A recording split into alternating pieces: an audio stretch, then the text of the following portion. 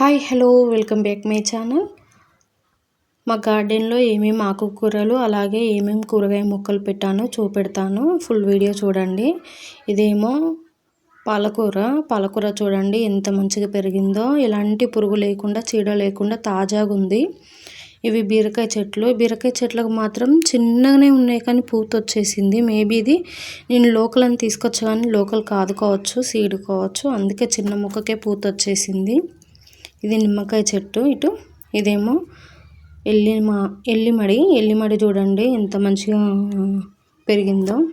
అవేమో అటు సైడు బెండ సాళ్ళు పెట్టాను. ఆ సాలుకు పాలకూర పక్క పొంటేమో ఇది చుక్కకూర అంతగా ఏం రాలేదు, అంటే ఇప్పుడిప్పుడే వస్తుంది. ఇది కొత్తిమీర దాని పక్క పొంటిదేమో మెంతాకు. కొత్తిమీరను మెంతాకు చాలా మంచిగా పెరిగింది. నేనైతే ఎలాంటి మందులు కొట్టలేదు, పిండి కూడా చల్లలేదు. న్యాచురల్గానే మంచిగా పెరిగింది.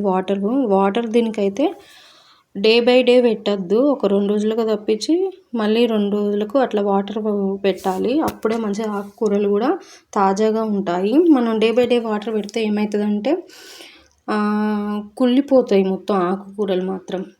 కూరగాయ మొక్కలకైతే పెట్టవచ్చు కానీ ఆకుకూరలు మాత్రం కుళ్ళిపోతాయి. అందుకే 2 డేస్కు ఒకసారి పెట్టండి వాటరు. నేనైతే పాలకూర హార్వెస్టింగ్ చేస్తున్నా చూడండి. ఇలా కాండం కొద్దిగా పైకని ఇలా కట్ చేసుకోవాలి. ఇలా కట్ చేసుకుంటే మళ్ళీ మనకు కావాలనిపించినప్పుడు పాలకూర వాటర్ పెట్టుకుంటే సరిపోతుంది. దాని గ్రోత్ పెరిగి పాలకూర వస్తుంది. నేనైతే ఎప్పుడు కూడా ఆకుకూరలను ఇలా హార్వెస్టింగ్ చేస్తాను. మళ్ళీ మొక్కలు పీకి మళ్ళీ వేసుకునే బదులు ఇదైతే నాకు తెలిసినంత వరకు అయితే బెస్ట్ ఆప్షన్. అందుకే ఇలా కాండము కొద్దిగా పైకని ఇలా కట్ చేసుకుంటే దాని వేర్లు అనేవి ఉంటాయి కాబట్టి వాటర్ పెట్టుకుంటే మళ్ళీ పాలకూర వస్తుంది. కాబట్టి నేను ఇలాగనే కట్ చేసుకుంటా.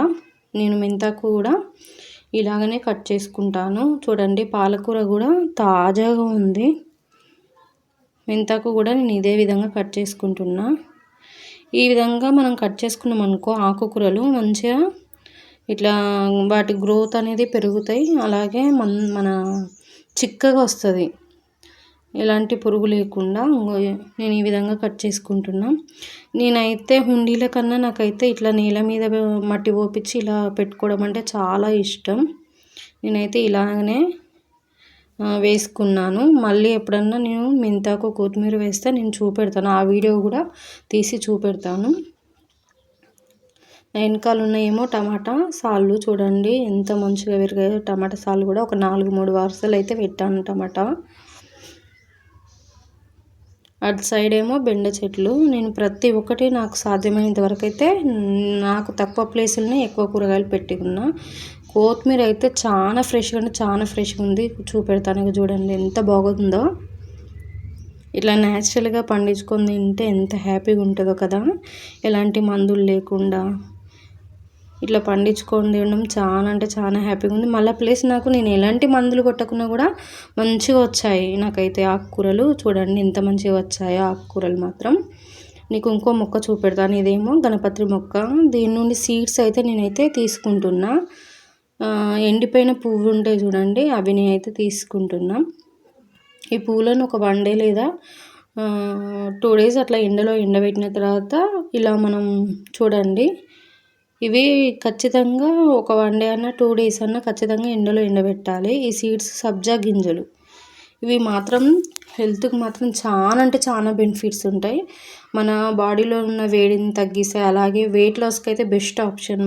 నైట్ వాటర్లో వేసుకొని మార్నింగ్ ఒక పడిగడుపున ఈ వాటర్లో వేసుకొని తాగాలి. బెస్ట్ ఆప్షన్ అంటే బెస్ట్ ఆప్షన్.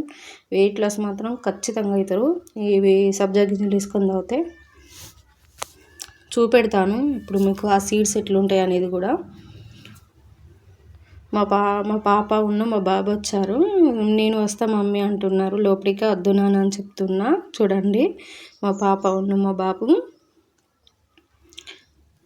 ఇవేమో నేను నా గార్డెన్ చుట్టూ ఇలానే కట్టుకున్నాను నేను వాళ్ళ మాత్రం. ఎందుకంటే కోతులు మాత్రం చాలా ఉన్నాయండి ఇక్కడ.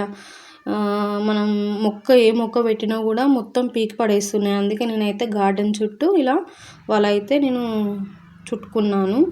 మీకు చూపెడతాను చూడండి సీడ్స్ అనేవి ఎట్లా ఉంటాయి అనేది. ఇలా నేను చెయ్యి మధ్యలో వేసుకొని ఇలా నలుపుతున్నా చూడండి. నలిపితే సీడ్స్ అనేవి బయటకు వస్తాయి. కాకపోతే మనం ఎంత నలిపినా కూడా ఆ సీడ్కు ఆ తొక్క అనేది అతుక్కొనే ఉంటుంది. అదే 1 డే 2 డేస్ ఎండలో ఎండబెట్టినామనుకో మంచిగా చక్కగా పర్ఫెక్ట్గా వస్తుంది. చూడండి అగ చూడు. మీకు ఇంకొక మొక్క కూడా చూపెడతా, మీకు తెలియకపోవచ్చు మేబీ. ఇదేమో ఆలుగడ్డ మొక్క. ఎంత బాగా వచ్చిందో చూడండి ఆలుగడ్డ మొక్క. మీకు ఒకవేళ ఈ మొక్క మీకు తెలిసి ఉంటే కామెంట్ బాక్స్లో కామెంట్ చేయండి. ఈ వీడియో మీకు నచ్చినట్లయితే నా ఛానల్ని సబ్స్క్రైబ్ చేయండి. అలాగే ఈ వీడియోకి ఒక లైక్ ఇవ్వండి.